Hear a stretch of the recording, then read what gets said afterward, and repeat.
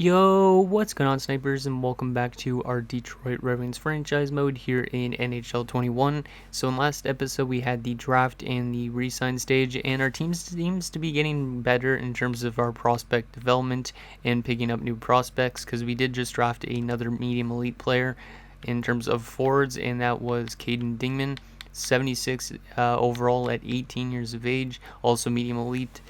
He looks decent at the moment. He's not going to be NHL ready, or he's going to be able to play in the AHL yet. So we're going to have to wait a year, just like what we did with Matthews, to get him into our lineup. But at least we added him. We also added, we also added Dunham and Tucker, so some top 6 forward prospects.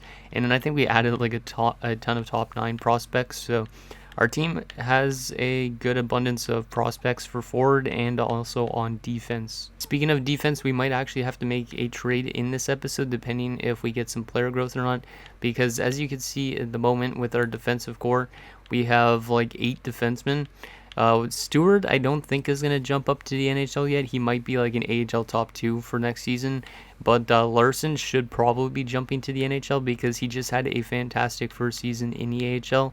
So that means if he does jump up to like a 79, that we might have to trade away somebody like Wallinder because of the fact I would rather be playing like Savonin, Tuparine, and Lacerte and him. So just a heads up on that. But anyways, I do have some comments that I'd like to go over before we get into our free agent signings for this episode. So the first one is from HawksFan88.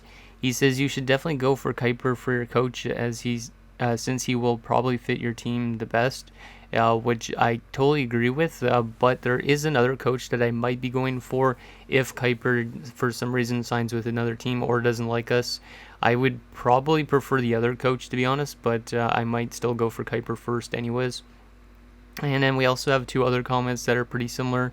One of them is from Troy Mitchell. He says he definitely wants to see me continue with this Detroit series. He loves watching it because I asked you guys if you wanted me to continue this Detroit series when I do back-to-back franchise modes instead of be a pro, and you guys seem to have wanted to me to do the Detroit Red Wings franchise mode as well still during that time period. So I'll be continuing this Detroit series until the end of the 25 years. So we're going to be going quite a long time in this still.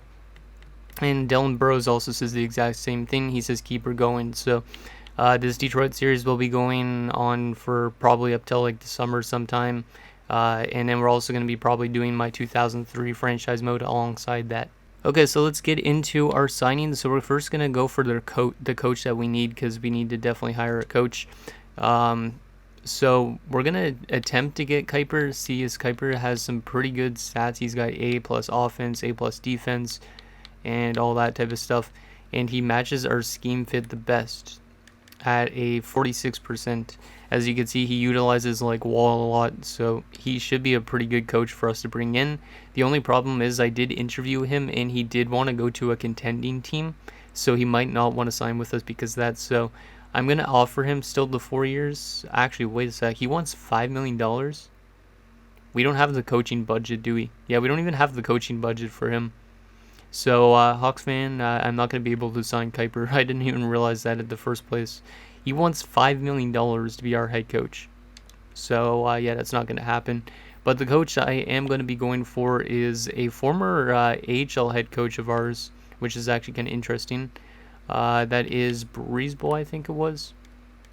Yeah, it's Breezeball. So Daniel Breezeball used to be actually the head coach of the Grand Rapids Griffins down in the minors, and he actually had some pretty good seasons with them. And the cool thing about him being 44% team fit is he actually knows a lot of these guys, because a lot of the players on our roster actually used to play with him in Grand Rapids. So he knows the team well and all that stuff, and he's a pretty cheap coach, I'm pretty sure. Yeah, he wants less than $1 million, so this guy's like the perfect fit for us for the head coach. I know it isn't Kuiper level, but yeah, this guy could be still a pretty good coach for a young team, I think. So we're going to bring him in on a 4-year deal and just give him what he wants, maybe a tiny bit more, because I believe he wanted different market size, I think. So we're going to offer him a contract. So he's hopefully going to be our head coach, and then we'll let it wait on the assistant coach and stuff like that. Like, I don't even know if I need to really sign those, to be honest, but we'll leave that.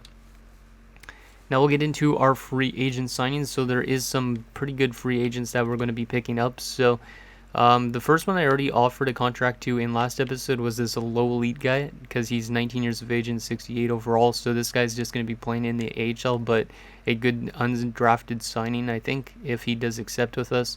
We're also going to be signing this guy, Xavier Jenner. He's a fourth line for low elite, 24 years of age, and he's a grinder, but he's got 89 offensive awareness and defensive awareness, so this guy might be a pretty good defensive player for us.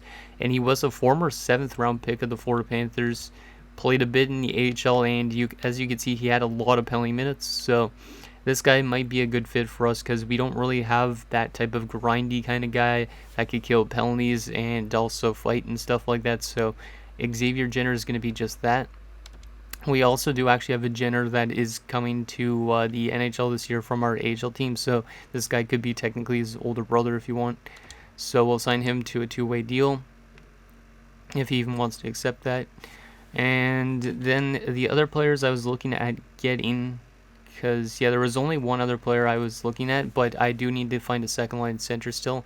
The player I was looking at getting for the left side, he'll be playing on our second line, but he doesn't want a whole lot, which is kind of nice, is Nils Hoglander. So Hoglander, 82 overall. He hasn't really played a whole lot because, as you can see, he played in the right here 4 games, but he was bounced around between the AHL for a few years. Then he's only played 3 years in the NHL, but 33 points, 44 points, but he was averaging 16 minutes on the ice. And then this last season, he dropped back down to 27 points, but he was only averaging 10 minutes on the ice. So I think if we give him second line time, he should be able to put up easily like around 40 points as well. So we're going to sign him to a 2-year deal because he wants 2 years, and I think that's a pretty good contract. It's definitely a movable contract. We'll give him a tiny bit more just to make sure he accepts with us. So there's Hoglander, and then we're going to need a second line center, and I'll probably also sign a depth defenseman just in case we have to trade away Willinger because I don't want to be using any of our prospects as depth. So for our second line center, who do we want to go after? We want to find somebody that maybe matches our system. Thomas Hurdle, no. I don't want somebody too old. I'd prefer somebody like in the 28 range maybe. Like Heponiemi. I don't know about Heponiemi.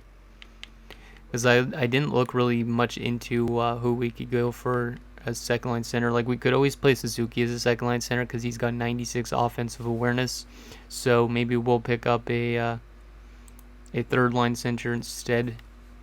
So if we do look for a third line center, Barbashev doesn't fit us. Gambrell, not really either. I might just sign Heponiemi. What about Kerfoot? No, Kerfoot doesn't. Granlund's probably too good. What about Foudy though again? Foudy might fit our fourth line. I might sign Liam Foudy. I said Foudy at first, but I'll sign Liam. Yeah, I'll sign Liam Foudy. Might be a bit too good for us, but I want us to be a bit better this season. And yeah, we'll send him to a 1-year deal at 4.1. And then a depth defenseman just in case.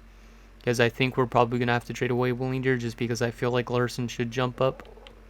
So in terms of depth defenders, we will sign Lassie Thompson maybe? I don't know if he fits us really that well. I want somebody with maybe good defensive awareness and stuff like that. Just because that way we... Oh, Mr. Anderson, 82. Jeez. Axel Anderson actually grew a lot better than I expected him to. But he's got really good defensive stats, but he wouldn't be a good depth defenseman. So, OEL, no, he wants too much. We want somebody that's like in the depth defender range. Maybe this Innes dude. Christopher Innes. Yeah, you know what? We'll just sign this guy. Because he might just end up being a depth defender for us. Or he probably won't. So that's going to be our signings for this upcoming season. And yeah, let's advance a few days, see if we get them. Hopefully we get them all. And Breezeball doesn't like the size of the team market, so I'm going to have to re-offer him a contract. Because I need that head coach. Because I'm not going to be able to get Kuiper because we don't have the money for him. I don't know why he didn't accept. I didn't want to go to free agents. I wanted to go to coaching staff. Yeah, I'm gonna offer him a lot more. I don't know why he's rejecting, because like I know he wants to be an associate coach, but we want to bring him to be a head coach. So we'll give him 4 years at. He should easily accept something like this offer. And it's only because of our market that he doesn't want to accept right now, but he should accept. Foodie, Ennis, Hoglander, Jenner have accepted. That's good. We're just waiting on the coach, I think, now. He's still rejecting. Are you kidding me? Oh, this is going to be problematic, because I need to have one of those coaches, because the rest of the coaches don't really fit our team that well. So this Breezeball guy is like probably the best option for us. Okay, so we'll give you a 4-year deal again, and I'll bump it up all the way to like 1.5. I don't really even care how much I pay him. Move this to head coach because I don't want to forget about that. I mean, if the market is that important to him, then we might not be able to get him, but we'll just keep on upping that money until he accepts, because I don't think any other team's going to be interested in him. Still not accepting. Jeez. This is almost as broken, it seems like, as some of the contracts and stuff like that where players don't accept. Man, finding a new coach is not easy sometimes. We'll go to coaches, we'll go to associate, go back to Breezeball. And I don't even know why he's rejecting, to be honest. I'll give him $2 million. If he does not accept $2 million, then I don't know what the heck's his problem. But he's the best option. And he's the only option, really. Unless we'd let go of all of other coaching staff to get Kuiper, but I don't think that's going to happen, to be honest. Oh, most we could go is 1950. You better accept this, or else I'm going to have to give you maybe a 1-year deal or something instead. Hopefully he accepts 4 years at 1950. Please, Breezeball. We're giving you a lot of money. And he's accepted. There you go, finally. Okay, so let's take a look at our coaching staff quickly. What do we got here now?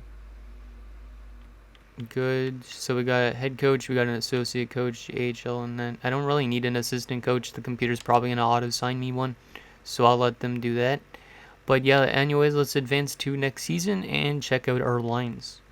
Okay guys, so here's our lineup going into the 2027-28 season. So we got Zadina, Veleno, and Guerin. I don't think this line is actually this overall. Like, Guerin's probably like an 85 or something instead, but still pretty good. Second line, we got Kubalik, Suzuki, and Hoglander. Third line, Petrovic, Foodie, and Melanson. And fourth line has both Jenners with Matthews. So this fourth line's pretty intriguing to an extent, because Jenner had a really good season last year in the AHL, and Matthews is coming to his first season. He might eventually take over like the third line center role, and then maybe move Foodie to the wing or something instead. And yeah, Jenner's just a really physical guy for that fourth line. And then defensively, we got Wall, Molinder, Tuparainen, and Biggs, who's up to an 86, and then Savonin and Lacerte. As for goaltenders, we got Rohan House and Jake Ettinger. And depth-wise, we got Albin Grew and Christopher Innes. Now, I could always trade away Molinder at this point, but I don't think I'm going to just yet. Just because Larson is a 79, but he's listed as a depth defenseman. So I'd rather give him a few more, like maybe 20, 30 more games in the AHL. Maybe he'll be more of a top 6 by then. So we'll let him develop still a little bit longer. Stewart's also up to a 79, which is kind of crazy, because like I literally don't know what to do with this defensive core in terms of who do we move out in the future. Like, Tuparainen and Lacerte are both 22 and 23 already, so maybe these guys don't stay around for too long. But yeah, anyways. And then I think that was pretty much it. Yeah, and then in the AHL, we do have quite a bit of good prospects now jumping in. So Cook, who has top 9 potential, is going to be starting down there in the AHL. We also got Reimer, who's got low elite potential. Maybe he makes it some point. Kolamainen, who we signed in free agencies down there. Klubertans, Gagne, who we drafted, both top 9 potential guys. And then, as I was just showing you, Larson and Stewart's down there still. And then goalie-wise, Nguyen's up to a 78. Maybe he becomes a backup at some point. And yeah, that's pretty much it.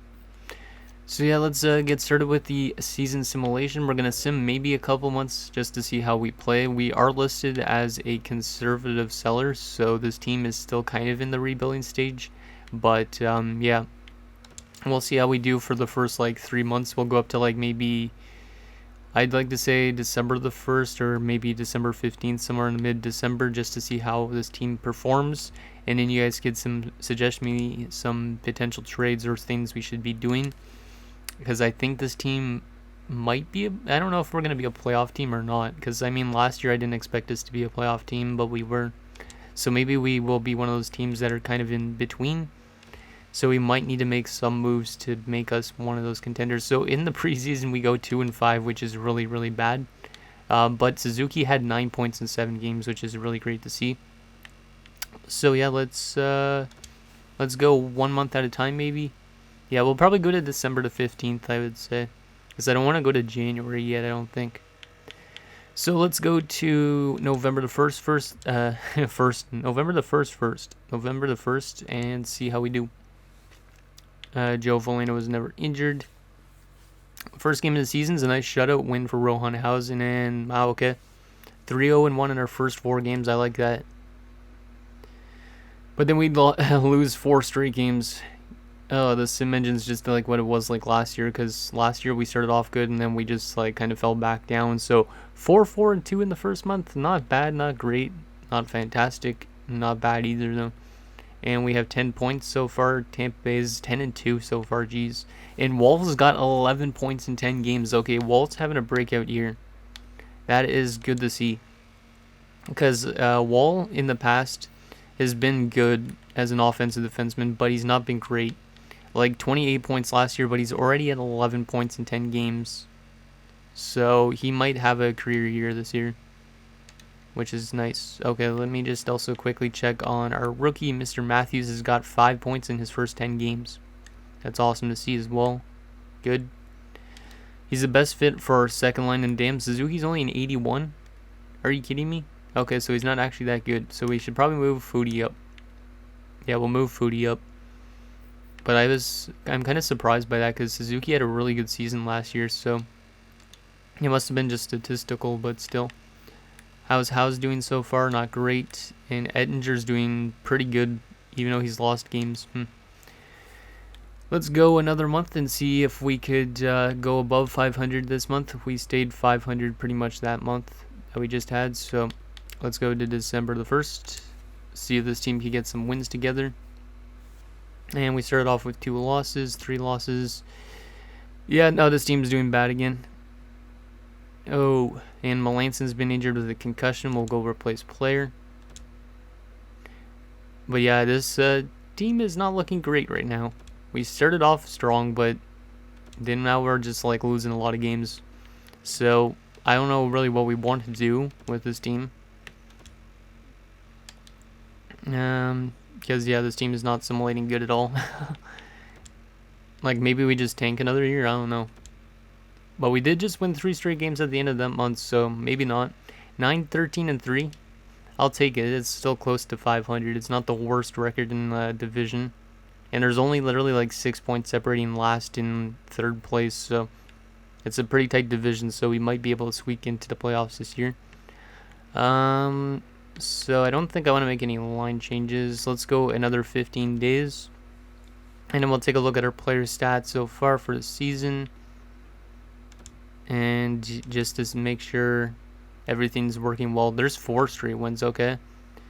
Now the team is playing decent. Yeah, now the team's turning it on. That's good. We're now 14-14-3, so okay, this is a very interesting team.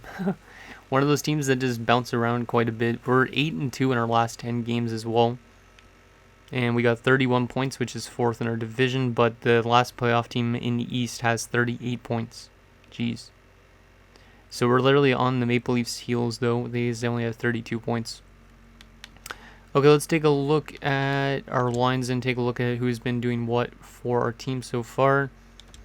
So Zadina's got 24 points. Not too bad, so the top line seems to be doing most of the offense so far. Volano's got 26 points as well.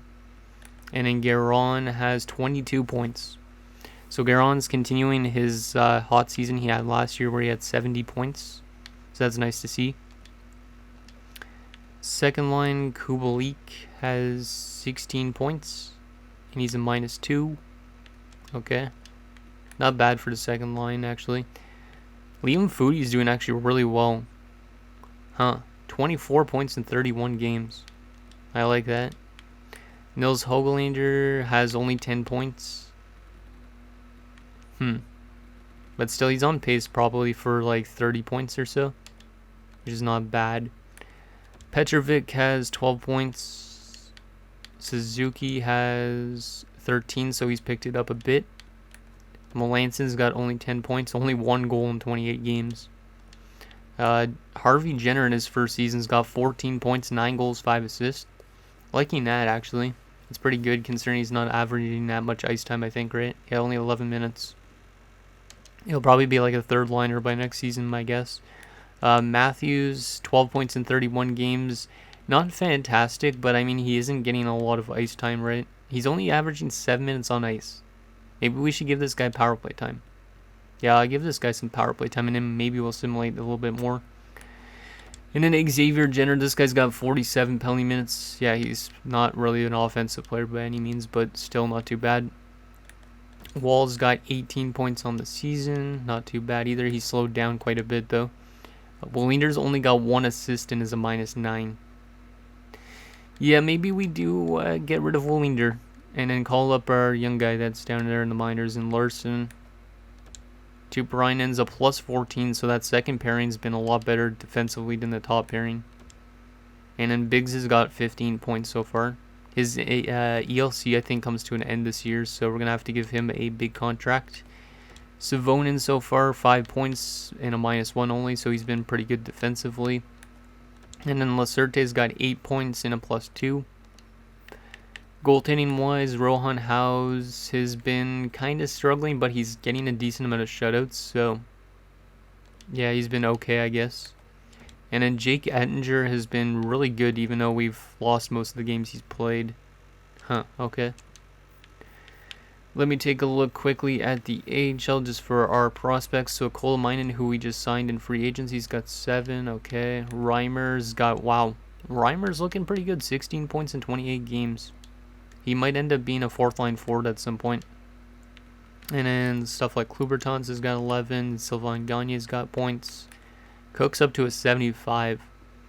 This guy's actually growing pretty good for a top 9. And then defensively, Larson is playing great as usual. 14 points in 28 games. I might call him up if we do make a trade in next episode.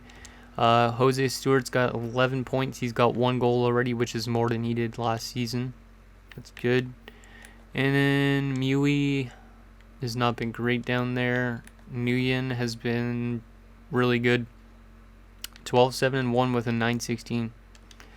Yeah, Nguyen's almost too good to be an AHL goalie, but he's not good enough to be a backup, which is kind of not great. Okay. So let's take a quick look at maybe the draft class and stuff like that, even though we're pretty early on. And okay, there's a franchise player in this year's draft. So my question then, going for not necessarily next episode, but for future episodes, is do we tank to try and get the franchise player? Because this guy would probably be a perfect type of player to have for our lineup, because we do have Matthews, who's a good center prospect. We do have some good winger prospects, but we don't have a franchise winger like this guy. This guy's got offensive creativity, playmaking ability, and magic hands. And he's got no weakness, and he's similar to Wayne Gretzky. So, do we try and tank? Like, we could always just trade away a lot of our, guys we don't need necessarily closer to the deadline to get, like, picks. Because I really would like a franchise player. I haven't actually had a franchise player in a franchise mode for quite a long time, but this guy might be really intriguing to get. Like, you don't really get franchise snipers and stuff that often if this guy's a sniper. So we might end up having a tank, but this team is looking kind of good, and I would like to win a cup soon. But at the same time, do we go for a franchise player, potentially? I think we have 2 first-round picks this year, if I'm not mistaken. Because we might have the Canucks first-round pick, but I don't think they're going to miss the playoffs. Oh, we have the LA Kings first-round pick. But they're looking really good so far this season, so more than likely that's not going to be a lottery pick. Okay. And do I want to do anything else? I think that's pretty much it. Let me actually take a look at the trading block.